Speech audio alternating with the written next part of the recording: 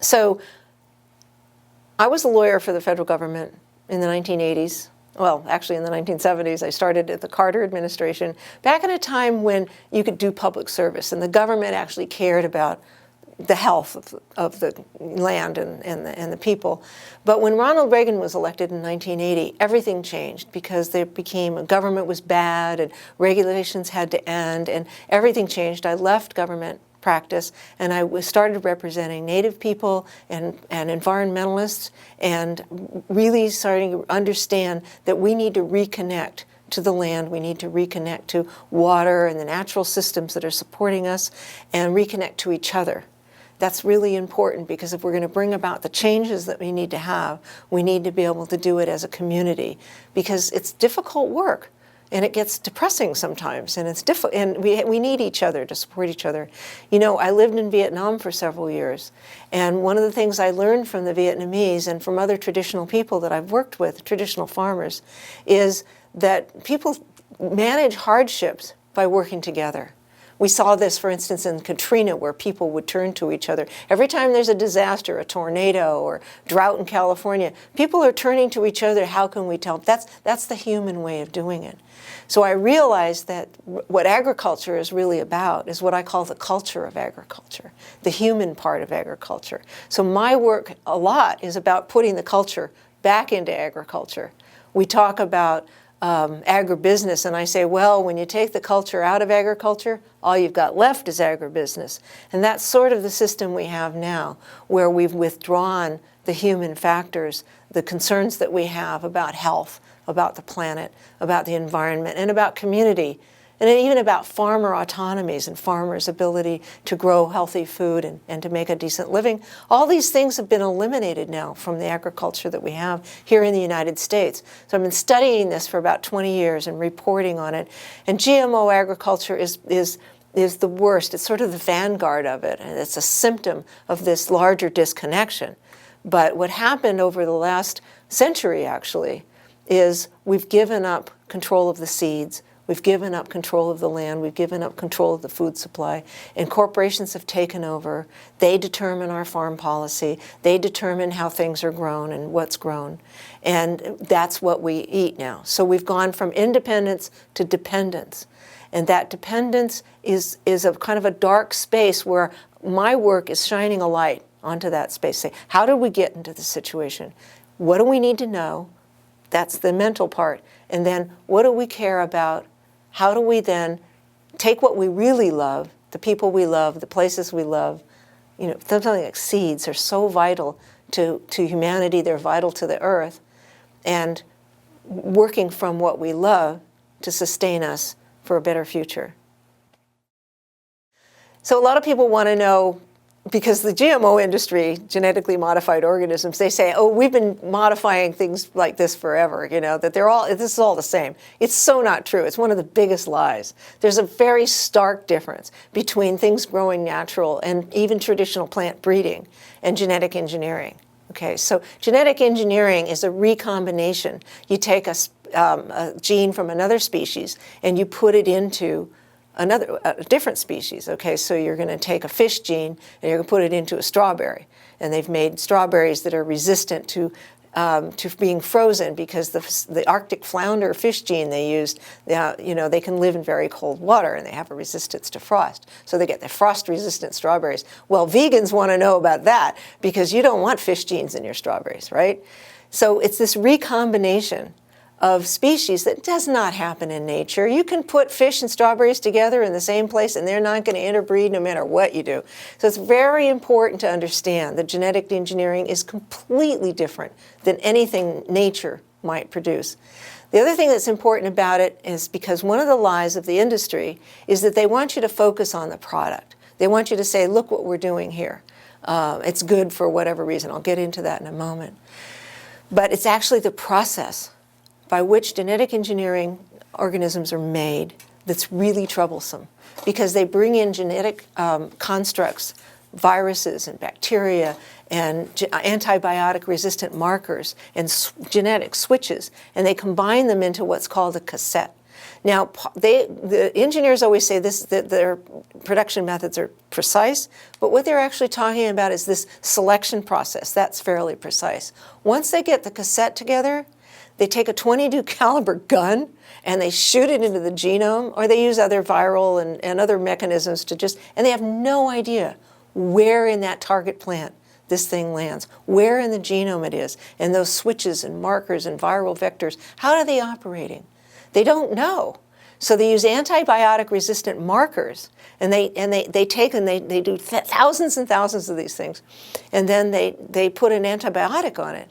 And if the antibiotic-resistant markers resist the antibiotic, it's hard to understand this because these are double negatives, but basically, if it lives, then they go, oh, well, that gene worked. And then they grow it out, and there are many mutants and many aberrations, but if something looks like corn and acts like corn and has the gene that's active in it, then they clone that. But it's a very accidental, unstable, unpredictable process until they get the exact one that behaves the way they want it to. So basically, it's very important to understand they can make it work, but it doesn't actually work precisely. And it's that unpredictability which causes a lot of the health impacts and also causes the environmental impacts where genetically modified organisms get out into the environment and interact with other organisms. So the process itself is important to understand because that's where the trouble begins. Genetically modified soy is one of the most prolific GMOs that are out there. In fact, almost 80% of them are Roundup ready soybeans, okay? So they've been genetically engineered to resist being sprayed with a deadly poison, then plants don't die.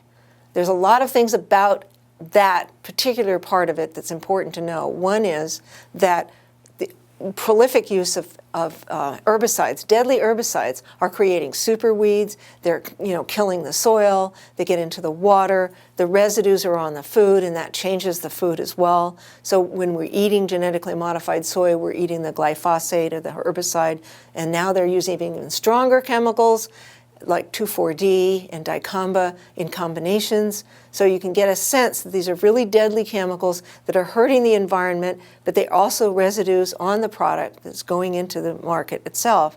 And they've tested, for instance, with GMO soy, and they found that there's a nutritional profile, that there's a difference. A lot of people who eat soy eat that because it has phytoestrogens in it. But in one study, they showed that the Roundup Ready soybean has a lower profile of phytoestrogens. So there's nutritional impacts in the plant itself. You can't get a plant to not die when it's sprayed with a deadly herbicide without it sacrificing things. Nature has a way of figuring out how to work in the natural world, right? And that's important to remember, is that something else is lost when they force a plant to do this. And then you have the situation I talked about before, the designer genes that are in the cassette that go into the plant. And these genes then also go into your body, and they have an effect. So the glyphosate that's left over has an effect, and the genetic constructs in the plants. And there have been correlations. We haven't been able to prove exactly how it works, but we do see strong correlations with many health effects from genetically modified organisms that are in our food supply. But the reason we don't know, I think not knowing is good enough reason to avoid these products, but the reason we don't know is because the manufacturers of GMOs have controlled the science and controlled the media, and as a journalist, this is a very important point, that the information people are getting is not correct, and it's intended to sell this product and make you not look at the health effects and not look at how this has affected agriculture or in the environment. So there's a big lie going on, and it needs to be exposed.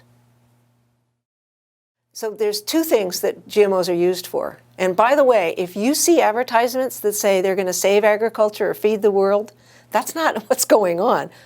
Do look at actually how they're being used, because over 90% of GMOs are being used for weed control and pest control, either by allowing the overspraying of deadly toxic pesticides, which get into us and get into the land and get into the water, so it's an environmental disaster in the Midwest.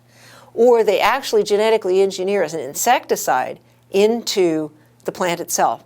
So the plant then grows in the field, and it's exuding this insecticide every day through its leaves and in its seeds and in the food you eat and in the soil and in the roots. I mean, it's an abomination, okay? And the most common one they use is actually a fairly common Bacillus thuringiensis, which is called BT. And when I'm on the radio talking about these things, the industry likes to say, oh, organic farmers use BT all the time. Well, that's true, but it's not the same BT that's in the GMO. If it was, well, when organic farmers use it, in the sunshine it totally degrades, usually within about 24 hours. And it's a spray, and it stays on the leaf. It isn't active inside the plant. There's a lot of difference between how BT, for instance, is used in either in conventional farming or organic farming, and the recombinant DNA, BT, which is a shortened form. It's a designer artificially constructed form of this that's put into these plants. So again, you have to know the process is different in GMOs than anything that would be naturally grown or used in nature by farmers who are actually concerned about the biological systems that they're impacting with their practices. I'd like to make one point that I think is helpful to people to understand, both in terms of farming and in personal health, that the choice is between biotechnology, where you're looking to technology for technical fixes and miracles to solve the problems the world has always has, or biological, okay? Nature has always found ways to solve the problems in health and in the world, in pests and diseases. And if we work with nature, that's the logical solution.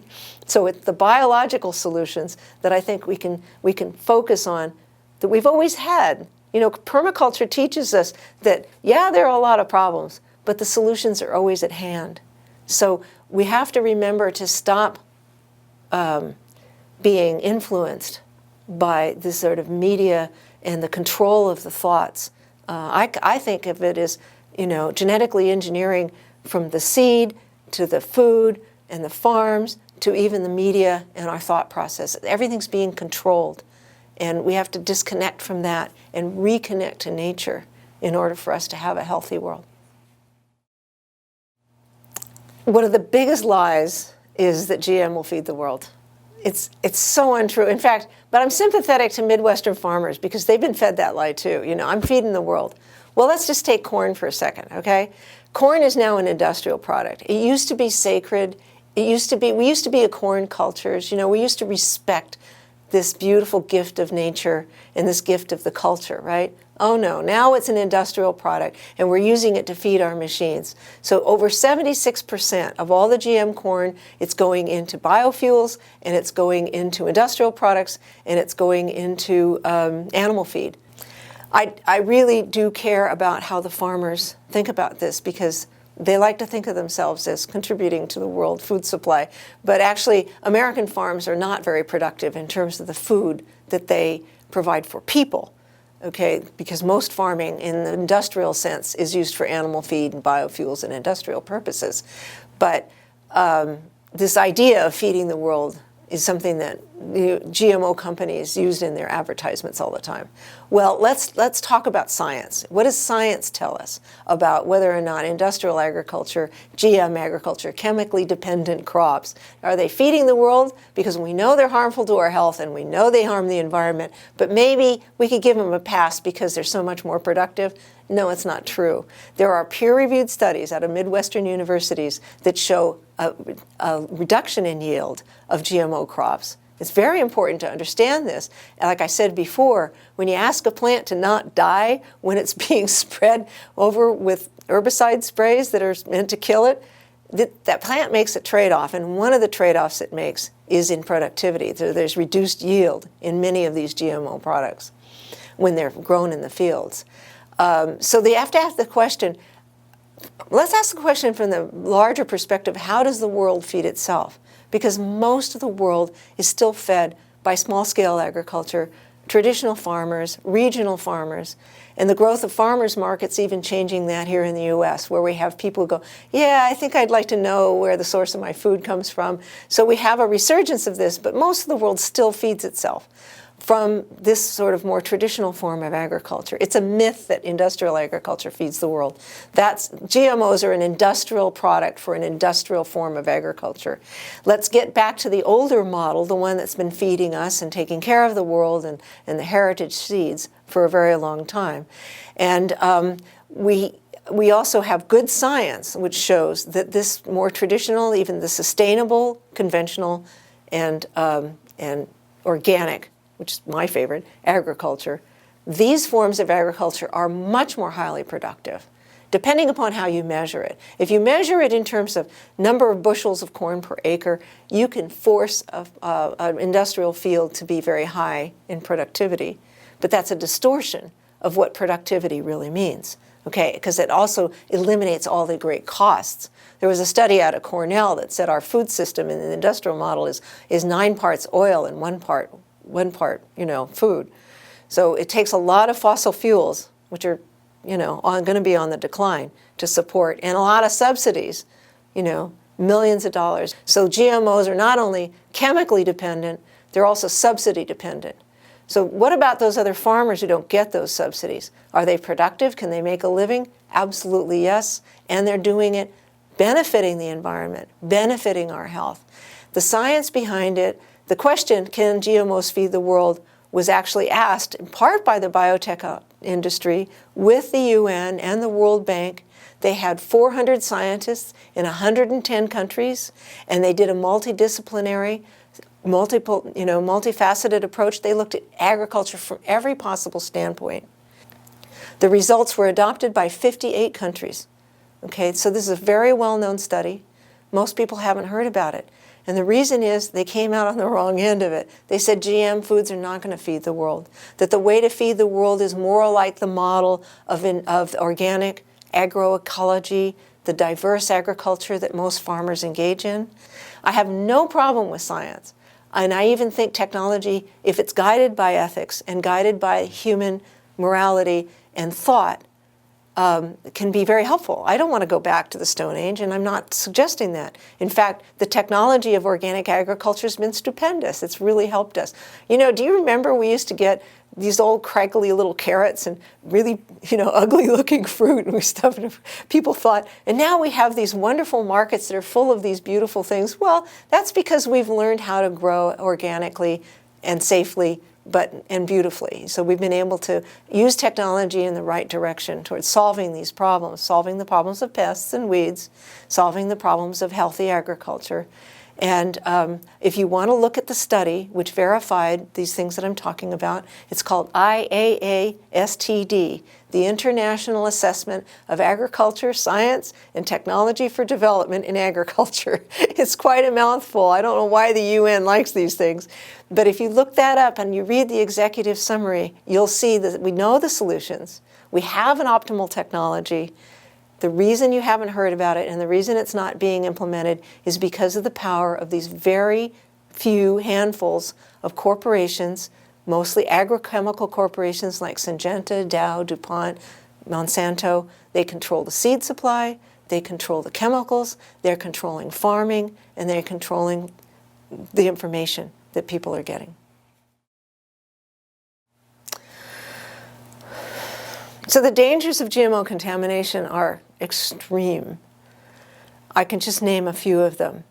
But I want to make it very clear that genetically modified organisms are made to be invasive, because that's how you recombine the species. You have to make them aggressive about accepting, foreign genes.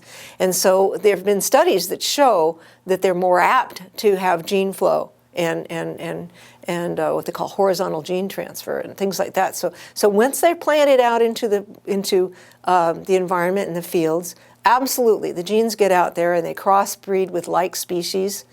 I'm really concerned about genetically modified trees and grasses because these are affecting our forests and they're long-lived plants. Up until now, we've had like corn and wheat, not wheat, sorry, but corn and rice and soy, and these plants are annual crops and they get harvested and you could rotate. I mean, there's things that you could do to correct them so that the persistence of the GMO is less. But once those get out anywhere, these are living organisms. We often think about pollution in chemical terms.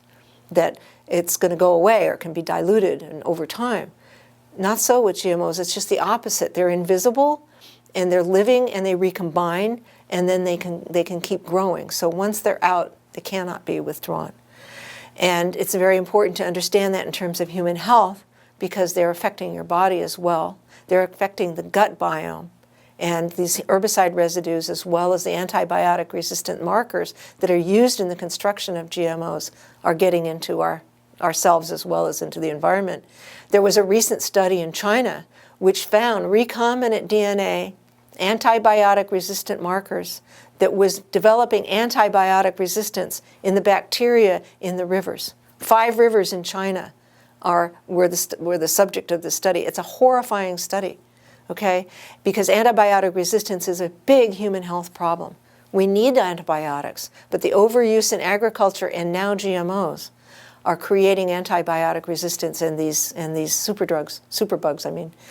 What I want to say about that is I wrote the story up once I saw the story, and I wrote out, I tried to get it sold to many different places, and they wouldn't print it.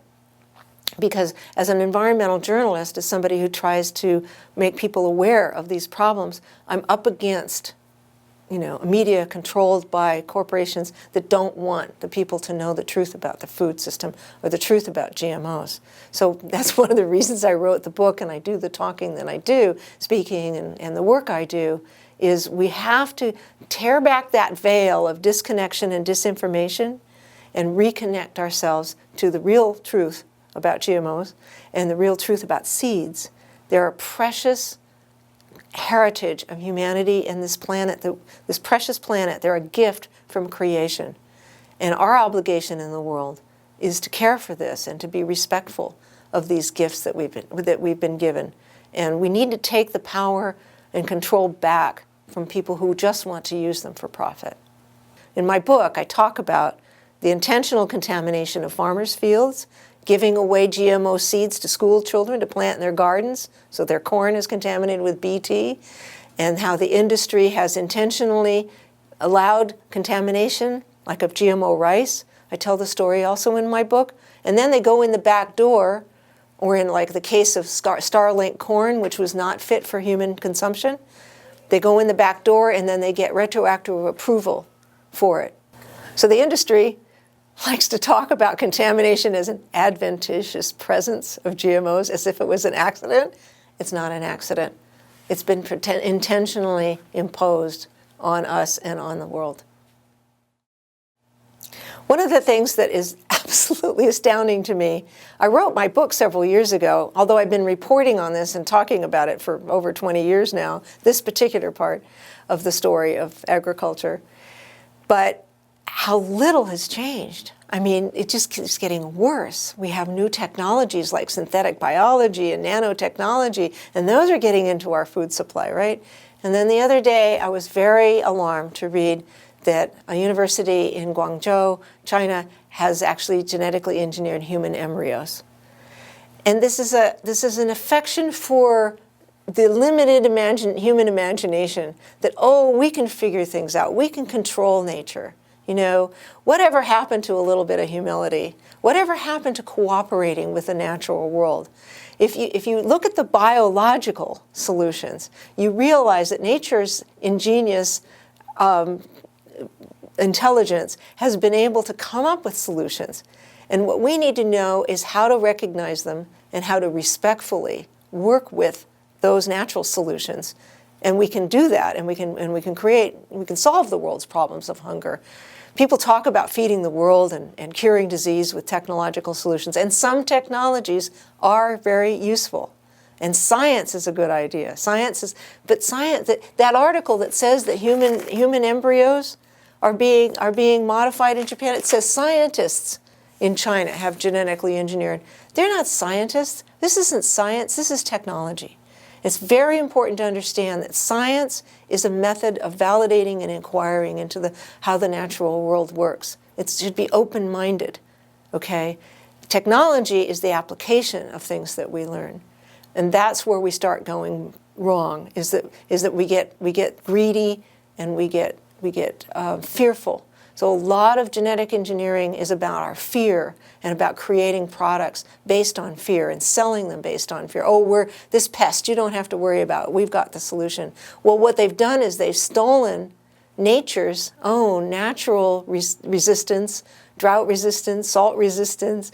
Nature even has provided an herbicide resistance in plants. These genes that occur naturally, all genetic engineers do is they steal them from nature, put them in their products, and patent them. And patents are the lifeblood of biotechnology, and they're the reason we don't have good science, because scientists now can make a lot of money at the universities from biotech industry or patenting products and selling them instead of doing public interest, disinterested, independent science, which is what we need, and we have less and less of that going on.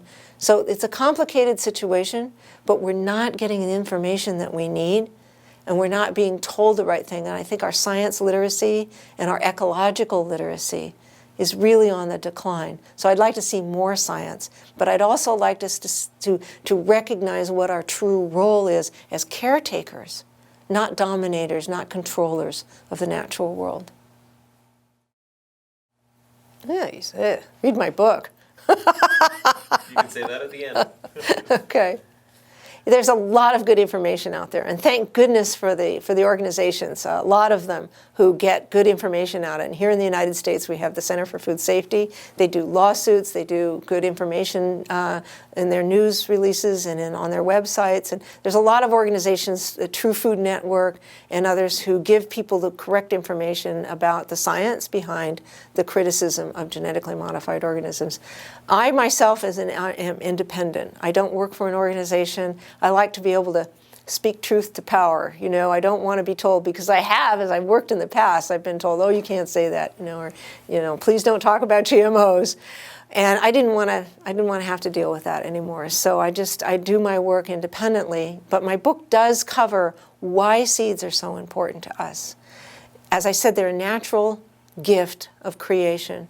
They're the common heritage of humanity. Seeds provide us with food, fiber, medicine, even the air we breathe, and yet they're invisible, and we forget about them. But we have to protect them, because now they're being patented and genetically modified and owned by corporations, and when these corporations consolidate their ownership, almost 90% of commercial market seeds now are owned by these corporations, and they should be in the hands of traditional farmers. They should be part of a system where we connect, using seeds, we connect to each other. You know how food is a wonderful way to celebrate culture and to connect with each other and to connect with the places where we live? And seeds are a great way for us to exchange that, go back to that local economy, the real, true economy, which is sharing and generosity. And I've learned from seeds, and I like to tell the stories in my book about seed cultures and how very different it is from this other technological nightmare that I've been describing, and getting back again to the culture of agriculture, and how in corn traditions, the farmers sing about how, as they approach the corn to harvest, that they sing, "Oh, here comes the people again. They're going to take us home to their morning, to our mother." It's like this intimacy we have with the plant world, and with great stories. This is what restores us to a reconnection to each other and to the places we live. I care very much about this information, and I think people, if they knew it, would not be so discouraged, because it is very frightening what's going on.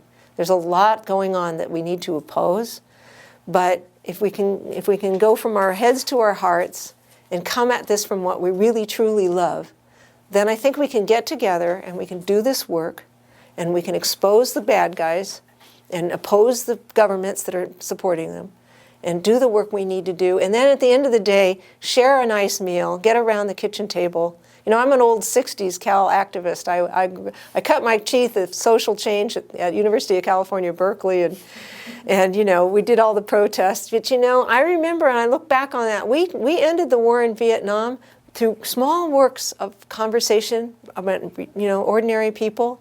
And the same is true with the food system, as I've been part of that for many years. It's those kitchen table conversations where we share food and we share stories, we share ourselves, and we come together. And that's the way we're going to turn this around. We absolutely are turning around. It is changing.